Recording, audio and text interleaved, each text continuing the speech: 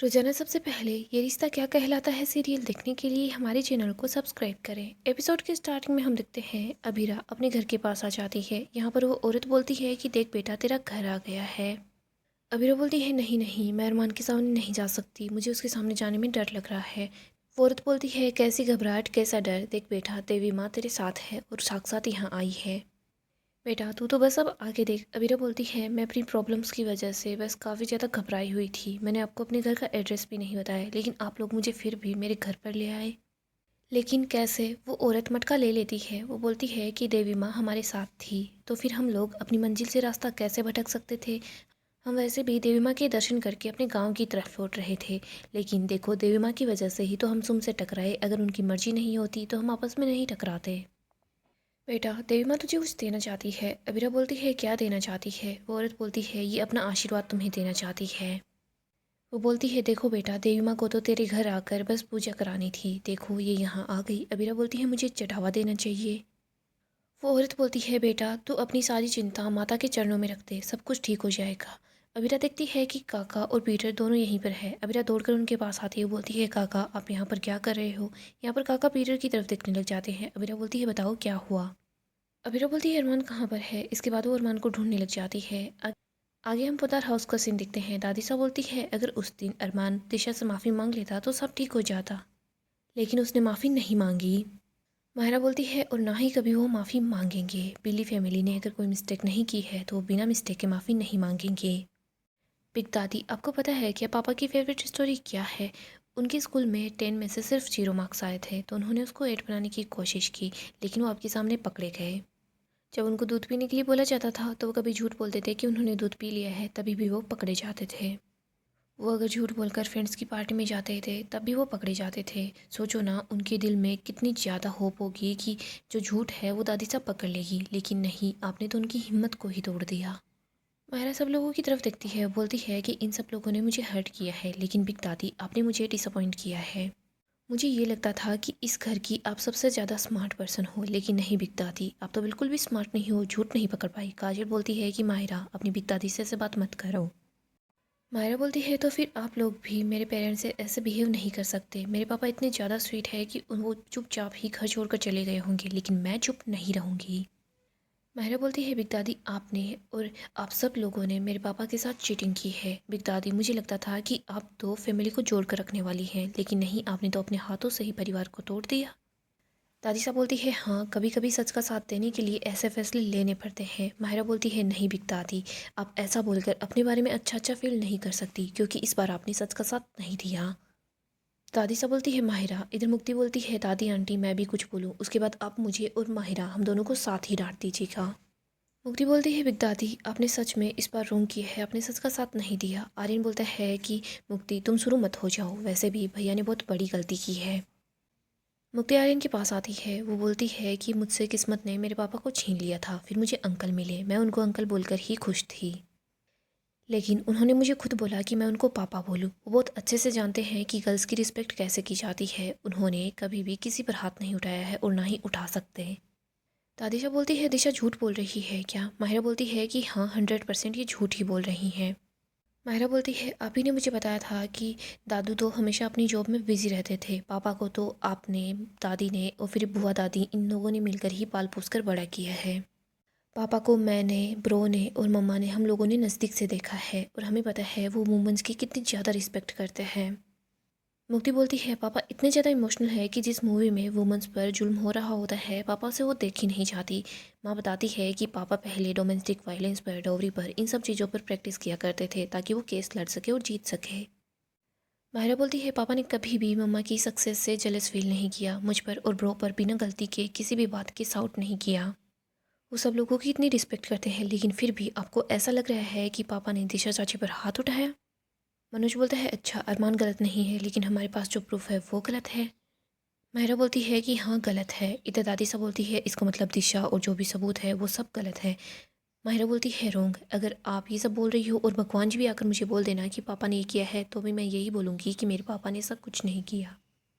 दादी सा बोलती है माहिरा आपके पापा आपके लिए कुछ भी कर सकते हैं, किसी भी हद को पार कर सकते हैं। उस दिन वो ऋषभ के घर गए थे, वहाँ पर दिशा ने ऋषभ को बचाने की कोशिश की तो अरमान ने दिशा पर ही हाथ उठा दिया। माहिरा बोलती है बिग दादी पापा मेरे लिए कुछ भी कर सकते हैं लेकिन अपनी हद को वो कभी क्रॉस नहीं करेंगे। बिग दादी पापा पर नहीं तो कम से कम अपनी परवरिश पर तो भरोसा कीजिए। आपने पापा को ये सिखाया है क्या कि लड़कियों पर हाथ उठाया जाए? आप लोगों को पता है क्या मुझे सबसे ज़्यादा जेलेसी अभी किससे हो रही है? उस ऋषभ से। वो सच में मेरा स्टोकर है लेकिन ये बात मानने को उसका परिवार तैयार ही नहीं है। और यहाँ मेरे पापा ने कुछ भी नहीं किया लेकिन मेरे पापा को ही सब लोग गुनहगार मान रहे हैं। मेरे पापा ने हमेशा आप लोगों को फैमिली माना लेकिन नहीं, आप लोग मेरे पापा की सच्ची फैमिली नहीं हो। आप तो बस फैमिली बनने का दिखावा कर रहे हो। आप तो बस नकली फैमिली हो और कुछ नहीं। मुक्ति बोलती है मैं छोटी हूँ और अभी अभी पापा से मिली हूँ तो भी मैं ये जानती हूँ कि पापा कभी किसी लड़की पर या औरत पर हाथ नहीं उठा सकते। लेकिन आप सब लोग तो पापा को बचपन से जानते हो, उनके साथ रहे हो, फिर भी आपने ये बात मान ली कि पापा ने किसी पर हाथ उठाया है। मुक्ति बोलती है अपनी गलती को रियलाइज़ करो और पापा को वापस घर ले आओ वरना आप लोग बहुत पछताओगे। संजय बोलता है तुम अपने पापा को जाकर बोलो कि वो दिशा से माफ़ी मांग ले और वापस घर आ जाए वरना बाहर धक्के खाते फिरेगा। मायरा बोलती है आप सब लोगों के धोखे खाने से तो बेटर धक्के खाना ही है। मायरा बोलती है जब भी मैं अपनी फैमिली की लिस्ट बनाती थी ना तो मेरा पूरा का पूरा पेज फुल हो जाता था लेकिन अब मेरी फैमिली के अंदर सिर्फ 3 नाम होंगे, मम्मा पापा और मेरी ब्रो। आप लोग मेरी फैमिली नहीं हो जब तक आप लोग पापा को सॉरी भी नहीं बोलते, मम्मा और पापा को रिस्पेक्ट से वापस घर नहीं ले आते, तब तक आप मेरी फैमिली नहीं हो। मैं यहाँ पर कभी नहीं आऊँगी।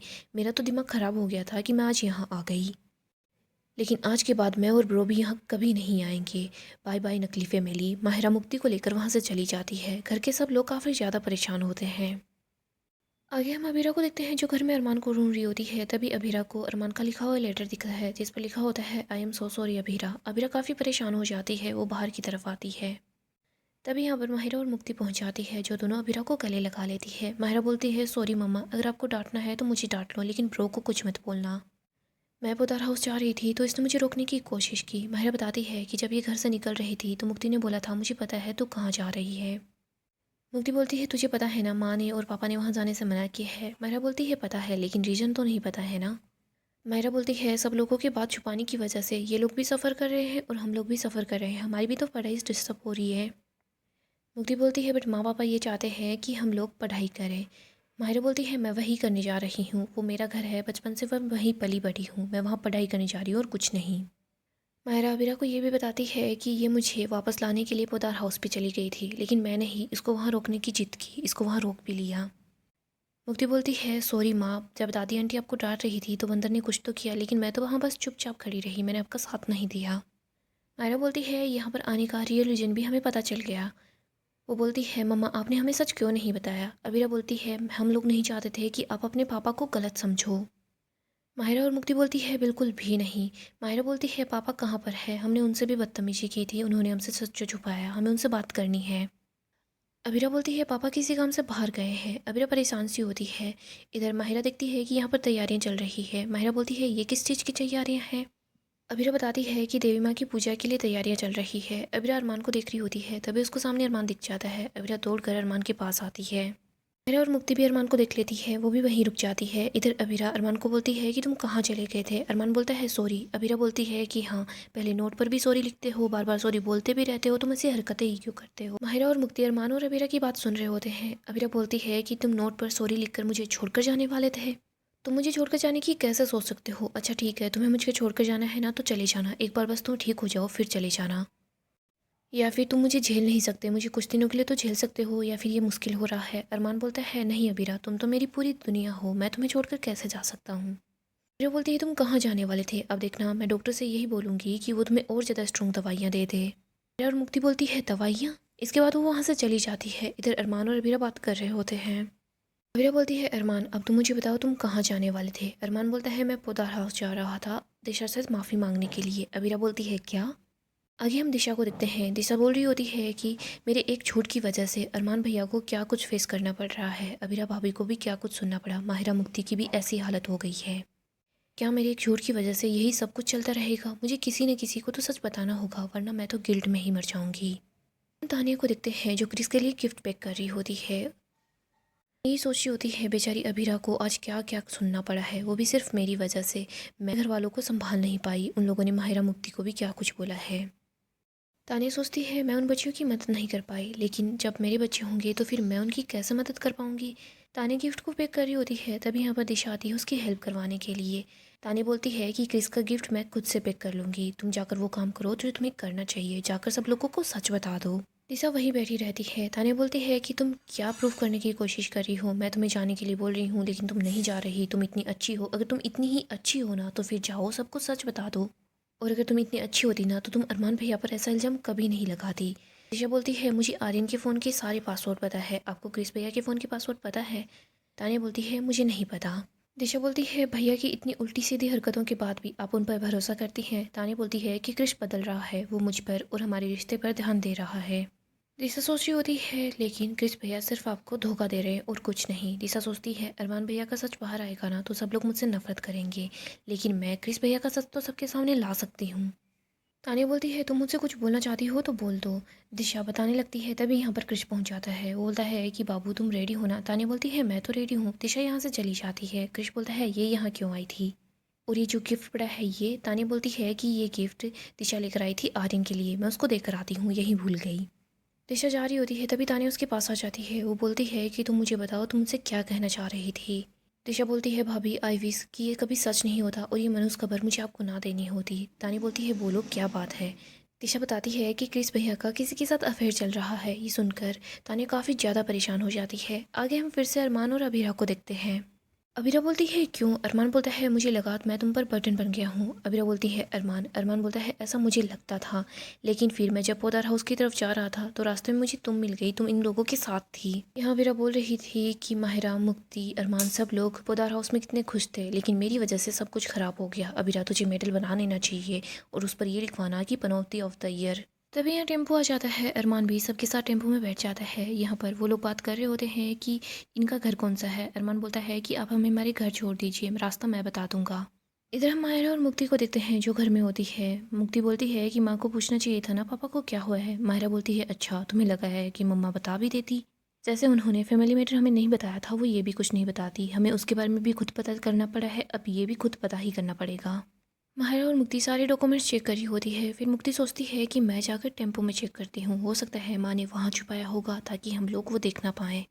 मुक्ति टेम्पो में चेक करी होती है, तभी उसको वो फाइल मिल जाती है। मुक्ति को याद आता है मुक्ति ने पूछा था कि इस बैग में क्या है। अबीरा ने बताया था कि हमारे केस के एविडेंस है और कुछ नहीं।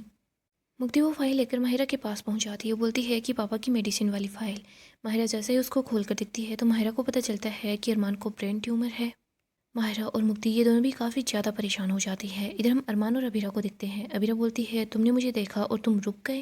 अरमान बोलता है हाँ, क्योंकि जब मैंने तुम्हें देखा ना तो मुझे याद आया कि उस दिन सब लोग मुझ पर कैसे इल्ज़ाम लगा रहे थे, लेकिन तुम अपने आंसुओं को रोक रही थी और मेरा साथ दे रही थी, सबसे लड़ रही थी।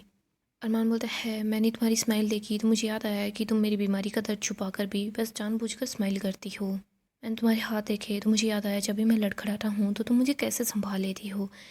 शर्मा जी ये अरमान सब कुछ हार सकता है लेकिन आपको नहीं हार सकता। अबीरा अब तक मैं ये बोल रहा था कि मैं ये नहीं मानूंगा कि मैं बीमार हूँ तो बीमारी जल्दी ठीक हो जाएगी, लेकिन अगर दुश्मन हम पर हमला करता है तो हमें ये मानना पड़ता है कि उसने हम पर हमला कर दिया है। मैं अपनी बीमारी को सीरियस नहीं ले रहा था, मैं तुम्हारी मुश्किलें ही बढ़ा रहा था। सॉरी अबीरा, लेकिन अब मैं मानता हूँ मैं बीमार हूँ और मुझे ये भी पता है सिर्फ तुम्हारा साथ ही है जो मुझे बिल्कुल ठीक कर सकता है। अब से तुम जो कुछ बोलोगी मैं मान लूँगा, आई प्रॉमिस।